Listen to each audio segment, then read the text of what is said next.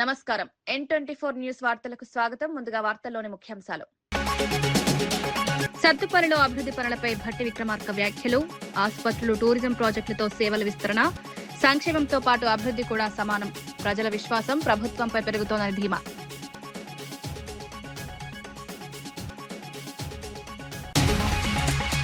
Srihari arrest చట్ట విరుద్ధమని మనోహర్ రెడ్డి వ్యాఖ్య.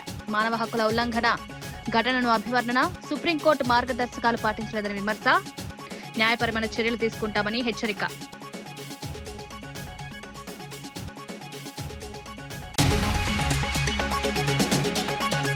ఆరోగ్యశ్రీ పరిమితి పెంపు, మంత్రి పొంగులేటి ప్రకటన. పేదలకు వైద్య సహాయం 10 లక్షల వరకు పెంపు, ఆసుపత్రుల అభివృద్ధిపై ప్రత్యేక దృష్టి, వైద్య ఖర్చుల భారం తగ్గించడమే లక్ష్యం.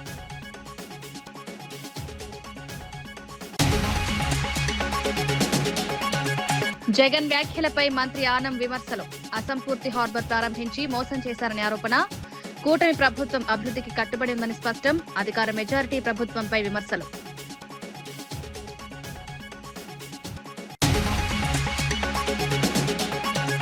పాలమూరు ప్రాజెక్టుపై నిరంజన్ రెడ్డి తీవ్ర విమర్శలు. రైతులకు ప్రయోజనం లేకుండా నిర్లక్ష్యమని ఆరోపణ.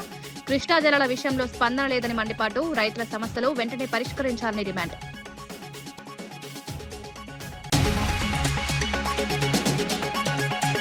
మాజీ CM YS Jagan CPRO Pudi Srihari అరెస్టుపై తిరుపతి ఎంపీ గురుమూర్తి తీవ్రంగా స్పందించారు.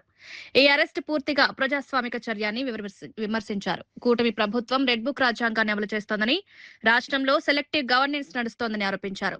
ప్రజాస్వామ్య విలువలు దెబ్బతింటున్నాయని, విభేదాలను అణచివేయడానికి ప్రభుత్వం అధికారాన్ని దుర్వినియోగం చేస్తోందన్నారు. ఇలాంటి పరిస్థితులు ఎక్కువ కాలం కొనసాగవని హెచ్చరించారు. రాజకీయ కక్ష సాధింపుతోనే ఈ అరెస్టు జరిగిందని అభిప్రాయపడ్డారు. ఖచ్చితంగా ధైర్యంగా ఎదుర్కొనే ఆత్మస్థైర్యం ఆయనలో మెండుగా ఉంది. ఎందుకంటే కూటమి ప్రభుత్వం చేస్తున్నటువంటి తప్పుల్ని ఖచ్చితంగా వైఎస్ఆర్ కాంగ్రెస్ పార్టీ తరపు నుంచి ఎత్తి చూపిస్తూనే ఉంటారు. ఇలా సెలెక్టివ్ గవర్నెన్స్ అనేది ఈ దేశంలో ఎక్కడా లేదేమో, కేవలం ఆంధ్ర రాష్ట్రంలోనే ఉంది. ఆంధ్ర రాష్ట్రంలో జరుగుతున్నటువంటి ప్రభుత్వ పాలన రాజ్యాంగ స్ఫూర్తికి విరుద్ధంగా ఉంది. కొందరికే ప్రభుత్వం, అందరికీ ప్రభుత్వం కాదు అన్న చందన ఉంది. సో ఎవరైతే దాడులకి గురవుతారో, దాడులకి బలవుతారో వాళ్ళు పెట్టే కేసులకు మాత్రం ఎలాంటి చర్యలు ఉండవు. దాడి చేసిన వాళ్ళే కేసులు పెడితే మాత్రం దానికి మాత్రం చర్యలు ఉంటాయి, అరెస్టులు ఉంటాయి.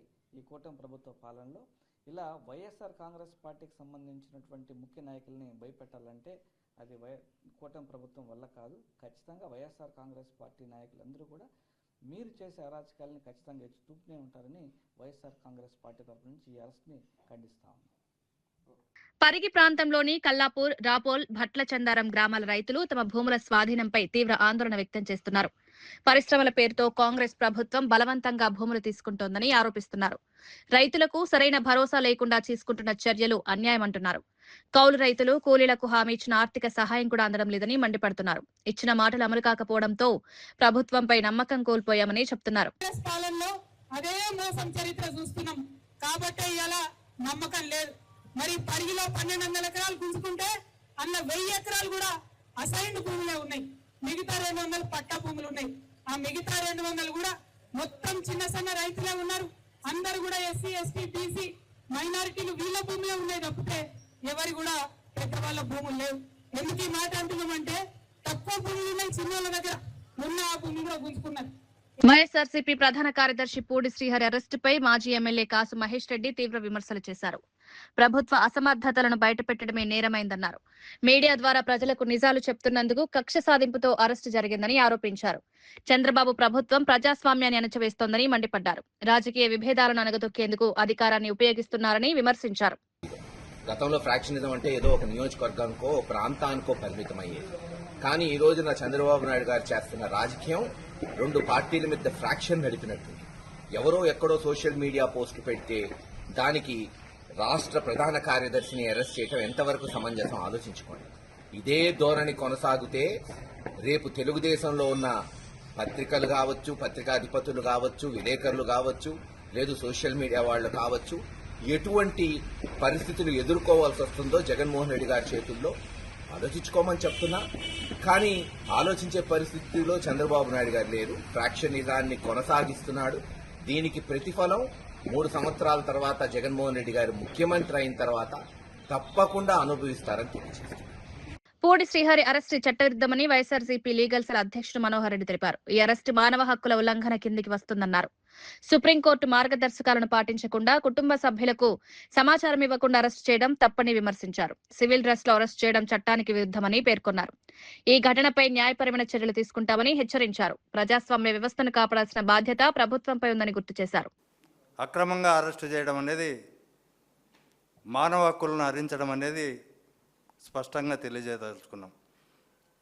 ఎందుకంటే కనీసం డీకే బస్సు జడ్జిమెంట్ ప్రకారం, సుప్రీంకోర్టు జడ్జిమెంట్ ప్రకారం అందులో పొందుపరిచిన తీర్పులో స్పష్టంగా పేర్కొన్నారు, మీరు అరెస్టు చేసేటప్పుడు వాళ్ళ కుటుంబ సభ్యులకు కనీసం సమాచారం తెలియజేయకపోతే అది ఇల్లీగల్ అరెస్టుగా భావించి వారిపైన తగిన చర్యలు తీసుకోవాల్సి వస్తుందని చెప్పి.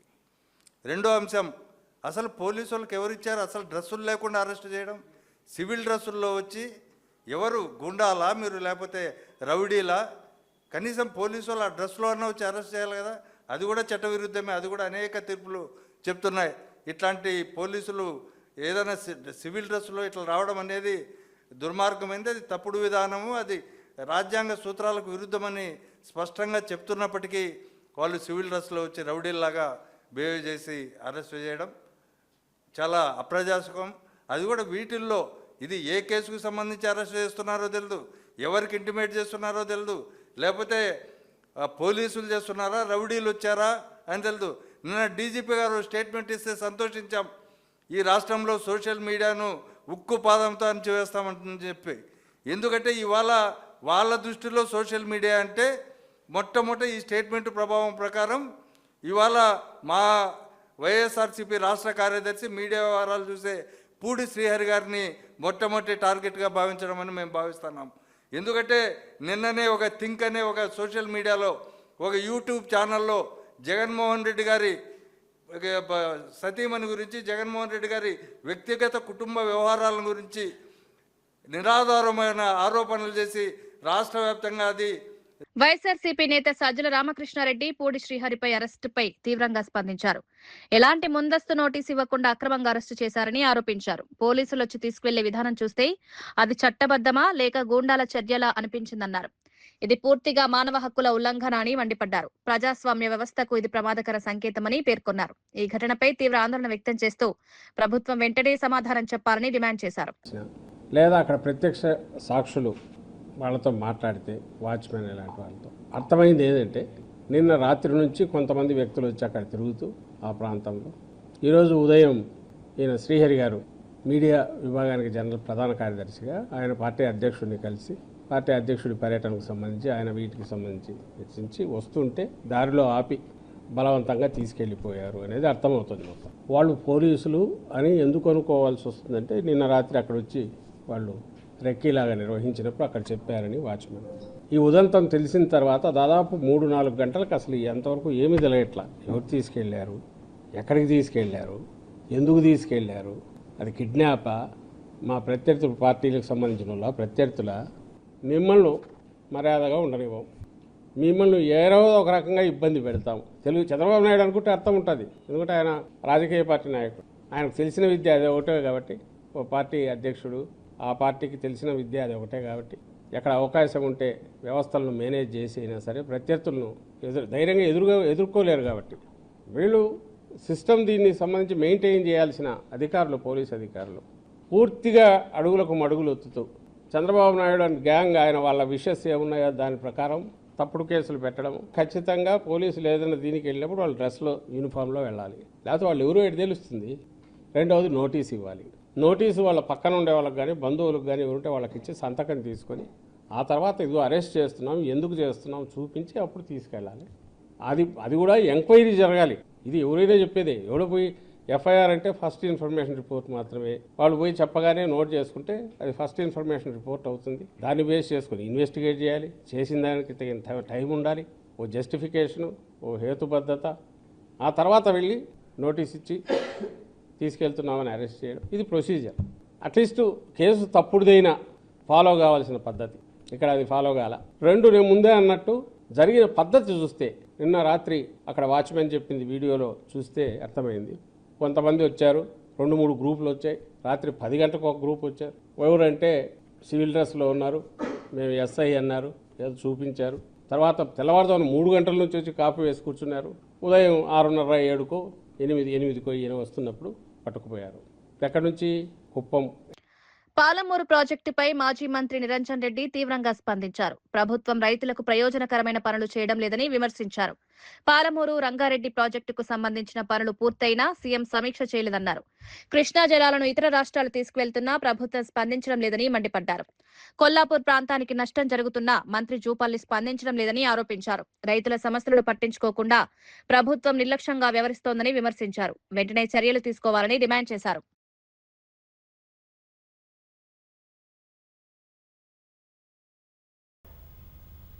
%90 పూర్తయినటువంటి పాలమూరు రంగారెడ్డి ప్రాజెక్టు 10% పనులు పూర్తి చేస్తే అయిపోయేది. ఉదండాపూర్ వదిలిపెట్టి మిగతా 4 రిజర్వాయర్లను నింపుకుంటే 50 టీఎంసీల నీళ్లను నింపుకునేటువంటి అవకాశం ఉన్న ఈ దశలో 3 ఏళ్ల నుంచి ఏం పని చేయకుండా ఉండేటువంటి రేవంత్ రెడ్డి సర్కారు, జిల్లా మంత్రులు, ఎమ్మెల్యేలు ఒక్కనాడు దీని మీద సమీక్ష పెట్టారు. పెట్టమని ముఖ్యమంత్రిని అడిగారు, వాళ్ళేం ప్రయత్నం చేయరు. పైపెచ్చి వాళ్ళ ఆంధ్రప్రదేశ్ రాష్ట్రం ఈ రోజు కూడా మొండివాదన ఏం చేస్తుంది? ఈ రోజు కూడా పునర్విభజన చట్టానికి వ్యతిరేకమైన ప్రాజెక్ట్ అని మాట. అసలు ఈ ప్రాజెక్టును పునర్విభజన చట్టానికి వ్యతిరేక ప్రాజెక్టు అనడానికి నైతికత లేదు ఆంధ్రప్రదేశ్కు. కానీ చంద్రబాబు నాయుడు గారు ఏ రోజు ఆ వైఖరి వీడనాడు. ఆయన అదే ముండిపడతలతో మాట్లాడతాడు. అదే స్టాండ్కు తగ్గట్టుగా అనేక లేఖలు రాసినారు. దీని మీద రేవంత్ రెడ్డి మాట్లాడు. చంద్రబాబును ఒప్పించి, మోడీని ఒప్పించి మిగిలినటువంటి అనుమతులు తెచ్చి చేయొచ్చు కదా, మరి ఎందుకు చేయరు? 3 సంవత్సరాలు నడుస్తుంది. పునర్విభజన చట్టానికి వ్యతిరేకంగా ఎట్లయితుంది ఈ ప్రాజెక్టు? ఒకనాడు కాంగ్రెస్ ప్రభుత్వమే జీవో ఇచ్చింది కదా, ఇది 2013లోనే. అప్పుడే కంటెంప్లేట్ చేసినాం కదా. ఈ క్షణానికి కూడా ఆంధ్రప్రదేశ్ ప్రభుత్వం తన వైఖరిని మార్చుకోకుండా అదే 90% పూర్తయినాక కూడా అదే మొండి పట్టుదలతో ఉంది. కానీ ఇక్కడ ఉండేటువంటి ముఖ్యమంత్రికి, ఇక్కడ ఉండే నీళ్ల మంత్రికి, ఇక్కడ ఉండేటువంటి ఎమ్మెల్యేలకు, మంత్రులకు, జిల్లా వాళ్లకు పట్టనే పట్టదు. సగటున 13 టీఎంసీల నీళ్లను కృష్ణా నుంచి అవతలికి ప్రతిరోజు వాడుకోవడానికి వాళ్ళు సిస్టమ్ను తయారు చేసి పెట్టుకున్నారు. మనం 2 టీఎంసీలు రోజుకి ఎత్తిపోసుకునేటువంటి పాలమూరు రంగారెడ్డికి ఇన్ని ఆటంకాలు ఉంటే పాలమూరు బిడ్డ అనేటువంటి రేవంత్ రెడ్డికి పట్టదు. పెండింగ్లోనే మిగతా పనులు కూడా పూర్తి చేస్తే 16 టీఎంసీలు పర్ డే ఎత్తుకపోయే అవకాశం ఉంది ఆంధ్ర ప్రాంతానికి. ఏం పట్టింపు ఉన్నట్లు మీకు? ఏం చేయదలుచుకున్నారు పాలమూరు? సత్తుపల్లి నియోజకవర్గంలో అభివృద్ధి కార్యక్రమాలపై డిప్యూటీ సీఎం భట్టి విక్రమార్క మాట్లాడారు. ఆసుపత్రులు, సబ్స్టేషన్లు, టూరిజం ప్రాజెక్టులు ప్రారంభించి ప్రజల అవసరాలను తీర్చేలా ప్రభుత్వం పనిచేస్తోందని తెలిపారు. ప్రజల ఆరోగ్యం, విద్యపై ప్రత్యేక దృష్టి పెట్టామన్నారు. సంక్షేమంతో పాటు అభివృద్ధి కూడా సమానంగా జరుగుతోందని వివరించారు. ప్రతి కుటుంబం గర్వంగా జీవించేలా నాణ్యమైన సేవలు అందించేందుకు కృషి చేస్తున్నామన్నారు. అదనంగా ఇంకొక 50 పడకల ఆసుపత్రిని, ఇంకో 30 పడకల ఆసుపత్రిని, విద్యుత్ సంబంధించినటువంటి అనేక సబ్ స్టేషన్లని, ఇతరత్ర అభివృద్ధి కార్యక్రమాలతో పాటు ఇంకో టూరిజం సంబంధించినటువంటి ప్రాజెక్టుకు సంబంధించి కూడా ఈరోజు ప్రారంభోత్సవం చేసుకున్నాం. ఇవన్నీ కూడా సత్తుపల్లి శాసనసభ నియోజకవర్గంలో ఉన్న ప్రజల సంక్షేమం కోసం వారి అవసరాలను తీర్చేటువంటి గొప్ప కార్యక్రమాలు. ఆరోగ్యానికి సంబంధించి ఈరోజు 100 పడకల ఆసుపత్రి కానీ, 50 పడకల ఆసుపత్రి కానీ, 30 పడకల ఆసుపత్రి కానీ, లేకపోతే నర్సింగ్ కళాశాల సంబంధించి కడుతున్నటువంటి ఆ భవన నిర్మాణం కానీ, ఇవన్నీ కూడా ఈ రాష్ట్ర ప్రభుత్వానికి ప్రజల పట్ల ఉన్నటువంటి చిత్తశుద్ధికి, ఈ సంక్షేమం పట్ల ఉన్నటువంటి కార్యదీక్షకి నిదర్శనం అని నేను చాలా స్పష్టంగా చెప్పదలుచుకున్నాను. ఈ రాష్ట్ర ప్రభుత్వం ఇక్కడ పుట్టిన ప్రతి బిడ్డ, ప్రతి కుటుంబం కూడా తెలంగాణలో పుట్టడం నా అదృష్టం, తెలంగాణలో పెరగటం ఈ కుటుంబం మా అదృష్టం అనేటువంటి నమ్మకాన్ని, భరోసాని ఈ రాష్ట్ర ప్రభుత్వం కల్పిస్తూ దాని ప్రధానంగా వైద్య, విద్య 2 ప్రధానమైన రంగాలపైన అత్యధికంగా పెట్టుబడులు పెడుతూ వాటిని ప్రజలకు అందించే కార్యక్రమం. రాజీవ్ ఆరోగ్యశ్రీ పథకాన్ని మరింత విస్తరించినట్లు మంత్రి పొంగులేటి శ్రీనివాసరెడ్డి తెలిపారు. పేదలకు వైద్య సహాయం 10 లక్షల వరకు పెంచినట్లు వెల్లడించారు. రాష్ట్ర వ్యాప్తంగా ప్రతి ఒక్కరికి మెరుగైన వైద్యం అందించే దిశగా ప్రభుత్వం చర్యలు తీసుకుంటోందన్నారు. ఆరోగ్య రంగంలో నాణ్యత పెంపు కోసం ఆసుపత్రుల అభివృద్ధి, సదుపాయాల పెంపుపై దృష్టి సారించామని పేర్కొన్నారు. పేదలకు భారంగా మారుతున్న వైద్య ఖర్చులను తగ్గించడమే లక్ష్యమన్నారు. ప్రభుత్వ ఆసుపత్రులను బలోపేతం చేస్తూ ప్రజలకు అందుబాటులో సేవలందిస్తున్నామన్నారు. ఆరోగ్యశ్రీ కార్యక్రమం ద్వారా ప్రతి పేదవాడికి 5 లక్షల బదులు 10 లక్షలు ఇస్తాము వైద్యానికి అని చెప్పి అన్న మాట ప్రకారం ఈనాడు రాష్ట్ర వ్యాప్తంగా నిరుపేదల కోసం 10 లక్షల రూపాయలు వైద్యానికి రాజీవ్ ఆరోగ్యశ్రీ కార్యక్రమం ద్వారా మీరు ఎన్నుకున్న ప్రభుత్వం ఈనాడు ఇస్తుంది. మీకు తెలియంది కాదు, ఆనాటి ప్రభుత్వం వివిధ స్థాయిల్లో ఏవైతే మెడికల్ కాలేజీలు కానీ, హాస్పిటల్స్ కానీ, నర్సింగ్ కాలేజీలు కానీ, గొప్పలకు చెబుతూ ప్రారంభించారు. కాగితాలకే పరిమితమైతే ఆ హాస్పిటల్స్ కానివ్వండి, ఆ మెడికల్ కాలేజీలు కానివ్వండి, నర్సింగ్ కాలేజీలు కానివ్వండి పూర్తి చేసి వడిగా పేదవాడికి మెరుగైన వైద్యం ఇస్తుంది ఈ ప్రభుత్వం. దానికి ఉదాహరణ ఈ రోజు సత్తుపల్లిలో 3 హాస్పిటల్స్ ఆనాడు మధ్యలో వదిలేస్తే వాటిని పూర్తి చేసి ఇంతకు ముందే ఓపెన్ చేసుకున్నాం.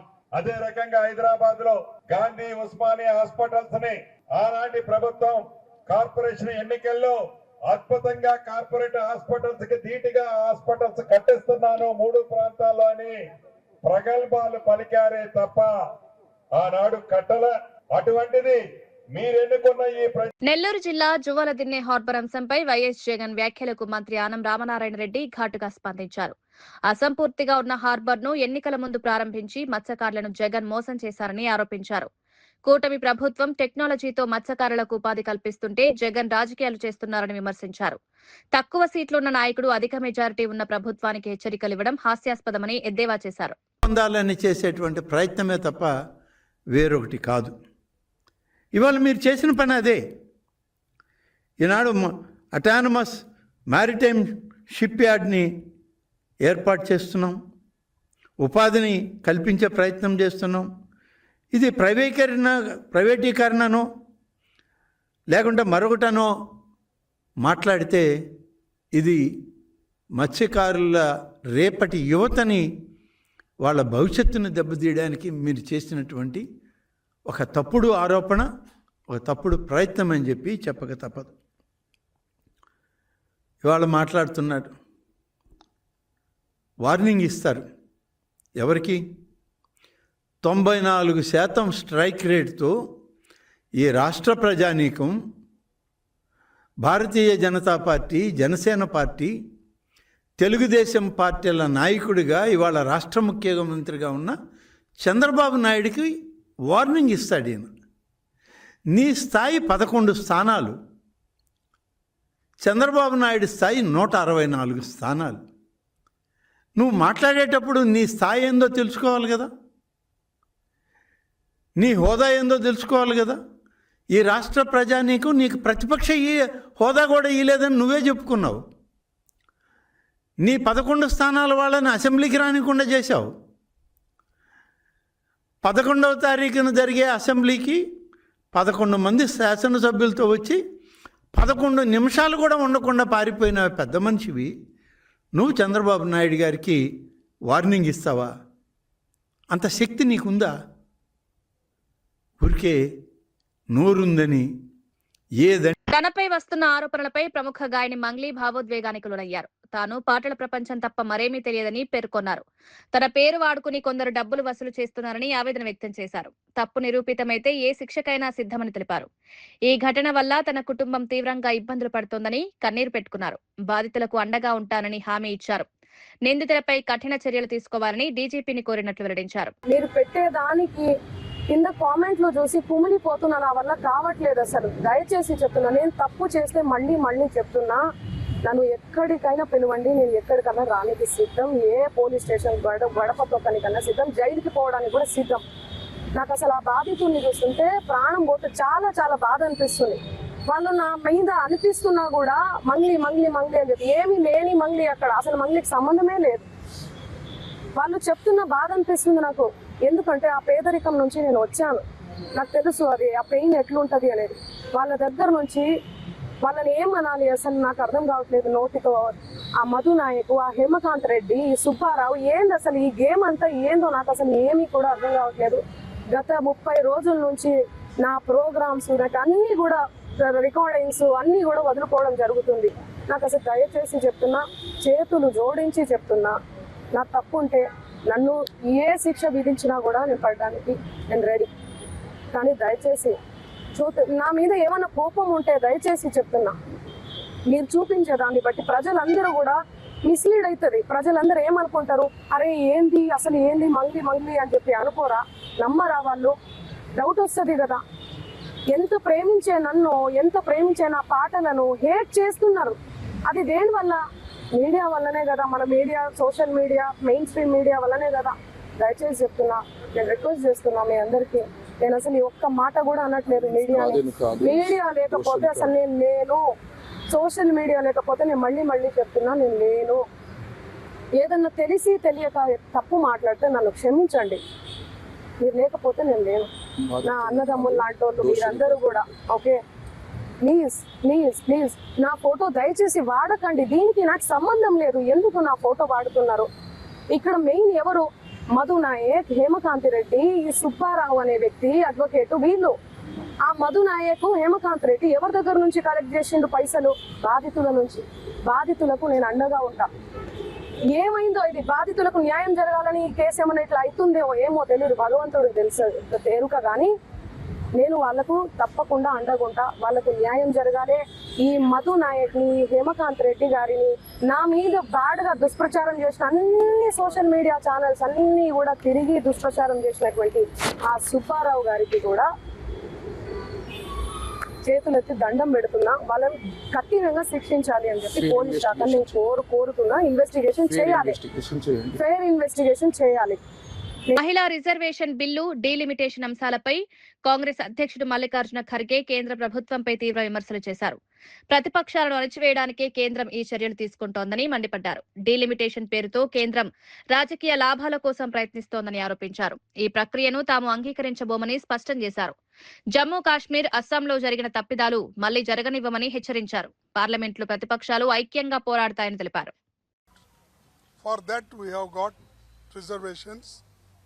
And it is politically motivated just to trap and suppress the opposition parties. The government is doing like this. Therefore, we all have decided we will, though continuously we are supporting Women's Reservation Bill 2010, then even 2023, it is unanimously accepted the constitutional amendment. And we are insisting that they should implement that whatever earlier amendment is passed. And secondly, that delimitation, they are also playing some tricks. Therefore, all party we are going to take one stand. We unitedly should fight in Parliament and all opposition parties unitedly. And this is the only thing I want to convey you, because we are united in this. And unitedly we have decided and we'll oppose this bill. But I want to tell you, we are not against the reservation. The way in which they have put in the bill, whether it is delimitation, whether they have not even cleared census and almost all powers of the Constitution, the executive is taking, and mostly the power which can be executed by the institutions, the Parliament they have given, so that they can change delimitation at any time. And they have done mistakes, or they have already deceived us in our Assam and also our Jammu and Kashmir, several places. So therefore, we will fight. Tamil Nadu రాజకీయాల్లో సినీ నటుడు విజయ్ ప్రచారం హోరెత్తోంది. చెన్నైలోని త్యాగరాయ నగర్ నియోజకవర్గంలో ఆయన భారీగా ప్రచారం నిర్వహించారు. ప్రజల్లోకి వెళ్లి తనదైన శైలిలో ఆకట్టుకుంటున్నారు. అభిమానులు, ప్రజలు పెద్ద ఎత్తున స్పందిస్తూ మద్దతు తెలుపుతున్నారు. అయితే ప్రచార సమయాలపై పోలీసులు ఆంక్షలు విధించడం రాజకీయంగా చర్చకు దారితీసింది.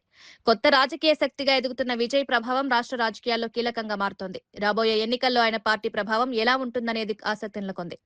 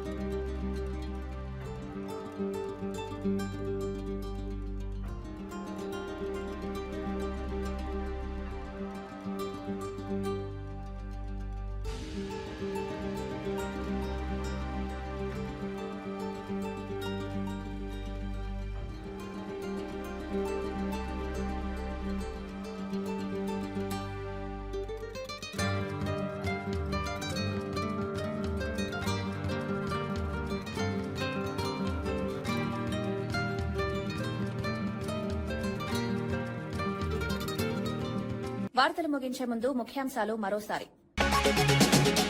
సత్తుపల్లిలో అభివృద్ది పనులపై భట్టి విక్రమార్క వ్యాఖ్యలు.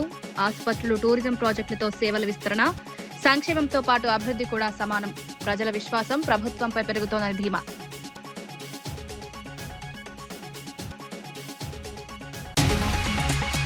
శ్రీహరి అరెస్టు చట్ట విరుద్దమని మనోహర్ రెడ్డి వ్యాఖ్య. మానవ హక్కుల ఉల్లంఘన ఘటనను అభివర్ణన. సుప్రీంకోర్టు మార్గదర్శకాలు పాటించలేదని విమర్శ. న్యాయపరమైన చర్యలు తీసుకుంటామని హెచ్చరిక.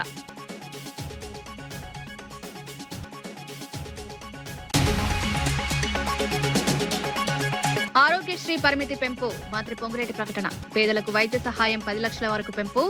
ఆసుపత్రుల అభివృద్దిపై ప్రత్యేక దృష్టి. వైద్య ఖర్చుల భారం తగ్గించడమే లక్ష్యం.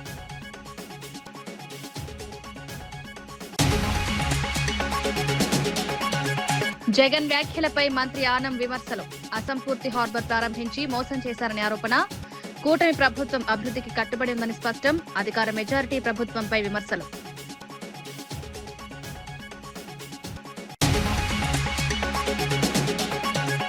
పాలమూరు ప్రాజెక్టుపై నిరంజన్ రెడ్డి తీవ్ర విమర్శలు. రైతులకు ప్రయోజనం లేకుండా నిర్లక్ష్యమని ఆరోపణ. కృష్ణా జలాల విషయంలో స్పందన లేదని మండిపాటు. రైతుల సమస్యలు వెంటనే పరిష్కరించాలని డిమాండ్.